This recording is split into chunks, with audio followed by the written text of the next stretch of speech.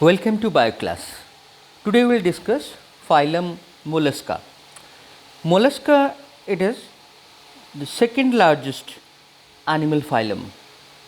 The largest animal phylum, the Arthropoda, and the second largest animal phylum, that is Mollusca. Mollusca are terrestrial, aquatic, both are available. They are marine freshwater, means in sea also, and the pond lake also present. And it is well known celled animal. You know that the body is very soft and inside the cell. That is about snail. This is one of the typical example. So here organ level organization is there. Organ is highly developed and bilateral symmetrical. They are triploblastic, coelomet, means all higher characteristics. Already these terms are discussed. Body covered by the calcareous shell. So here we can see this one.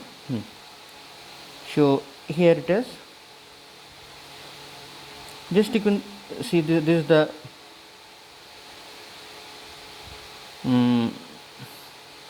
these types are very popular, that snail that we know, the snail, the garden snail, apple snail. Here the soft body, which is this is the calcareous hard shell, which they can hide inside. Here is structure. So one form is this, where the shell is found outside. So they are called external celled mollusk. External, they are having the external cell, means cells are appears outside. But another group of animals, the cephalopods in molluscan, they are having the cell inside their body, the internal cell. The octopus, squid, the largest invertebrate in the world, in that group, they are having the cell inside their body. I can show you here. So you can see that this is the squid, this is the cephalopod,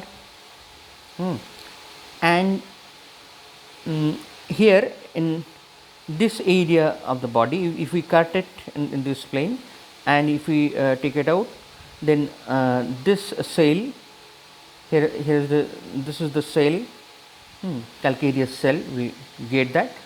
This cell is not very hard, like the previous one. Okay, so this is the first character, soft bodied animal. That is the name indicates, mollusca, and the presence of external and internal cell. Now body is covered by the calcareous cell that we saw, and it is unsegmented body, and a distinct head, muscular foot, and the visceral hump is there. So this area is the head. Head, the muscular foot is there. That is the largest area that we can see from outside, and the visceral hump, it is there. So body is divided into here head, here the muscular foot, and this is number 3, visceral hump. Okay, now if we can see the inside view of it, a soft and spongy layer of skin form a mantle over the visceral hump. Here if you see this blue, green color, you can see that the green color. So according to in your books, you can see that the line, the soft and spongy layer of skin form a mantle over visceral hump. Here is a mantle. Here it is shown. And visceral, the space between hump, here the visceral hump means visceral mass.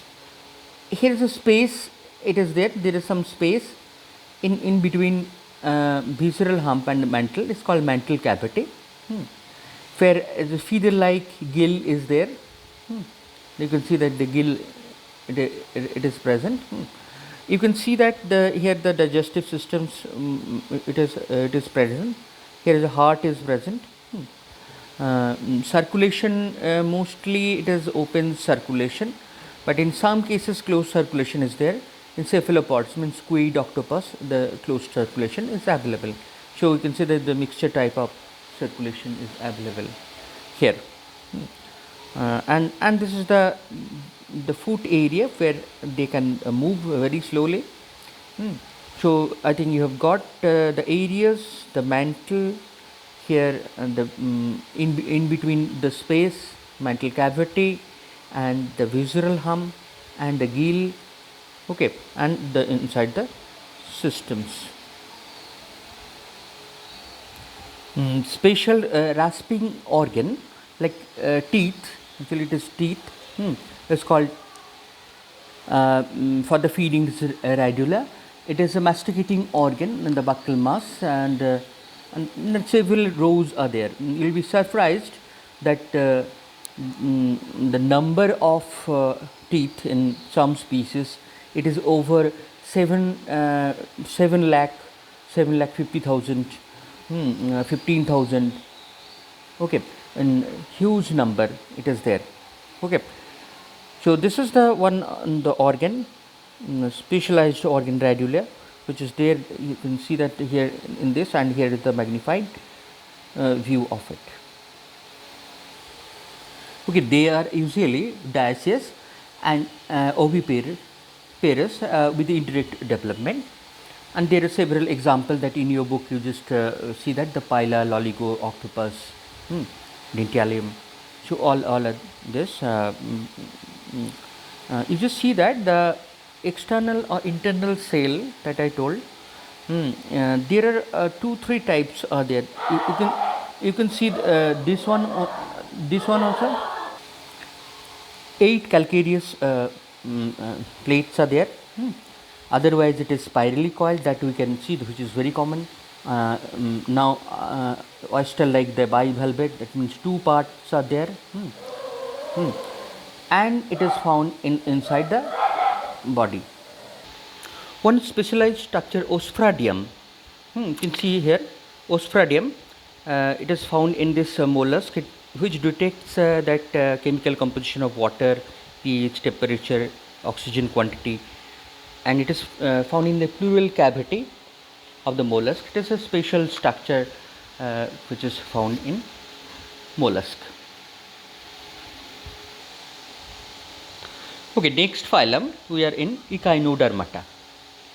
So Echinodermata, if you split this word, Echinos, Derma, Ata. So Echinos means hedgehog. You know that one animal, porcupine, one animal is there that having the large spine. Derma means skin, Ata means group. So that group, it contains that hedgehog like skin, I mean spine over their skin. So if we try to see this, this part here it is. You can see one this forceps like structure. This is the pedicellary, and the spines all over the body. So body is spiny. That here is one arm of starfish that you can see this. Other characteristics, if we check, that they are marine. So no species is found in freshwater and pond, river. All are in sea. Then organ level of organization. The adult echinoderms are radially symmetrical. You have to keep in mind the adult only radially symmetrical, but larva is bilateral symmetrical. That will show the larva, the bipinnaria larva, it is bilateral symmetrical. They are triploblastic. The 3 layers are there. They are coelomate. Here the digestive system is complete, and very peculiar that it is. The mouth is present in the ventral sides, and the anus is in the dorsal side, which is normally not present in animal. And most distinctive features that echinoderm, presence of the water vascular system. We will see this water vascular system and the other part of it. Here it's a digestive system. You can see that this is the mouth, mouth is the aboral part, means ventral part, and here is the stomach, and the anus is the oral. I mean, this is the oral part, and this is the aboral part. So, but this is ventral, and this is the dorsal, and here it goes in and that side. Okay, in water vascular system, this is the only system found in this, that is found in echinoderm. You have to see this. In these systems, the ring canal is there, ring canal, and these are the radial canal. You can see that 5 arms are there, so the 5 radial canals are there. In radial canals, here the ampullae with the tube pits are attached. Here the madreporate and the stone canals also attached in the ring canal. Okay, so in this system, this is called the water vascular system. In these systems, they can take food, they can excrete, they can walk, circulation, everything. It is done by this single system, that is the water vascular system. So water enters, and water enters through it, and water moves out through this, and so that they can move very slowly. They are found in the bottom of the sea, and they can float in water current, and with the tube pit they can see that this is the water can flow and moves this side, so that they can move. Here you can see one video clippings that how echinoderms, I mean starfish, can take the food. See that this is the oral areas, here tube feet, you can see that which is moving, and the food which is taken by this starfish. Okay, now in reproduction and other, that we know sexes are separate here. Reproduction is sexual reproduction, fertilization usually external fertilization, and free swimming larva is there, and larva is bilateral symmetrical. Let's see all the fact here. Here the starfish sexes are separate, it means the male and female are there. So male produce the sperm, female produce the ovum. So fertilization external. So in sea water, that embryo is there, then cleavage, then gastrula will form. Then here the larva, the bipinnaria. You can see this larva, it is bilateral symmetrical. It means you can divide in one plane, it will be equal half. Here some other larval stages also it can pass. Then in juvenile stage, and after that the adult form we can get. So in brief that I can show you, and here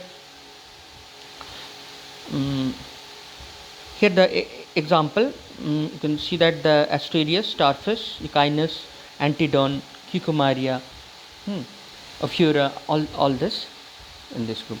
So write all these characteristics in your copy, one by one. All right, next we can do that hemichordata. Thank you.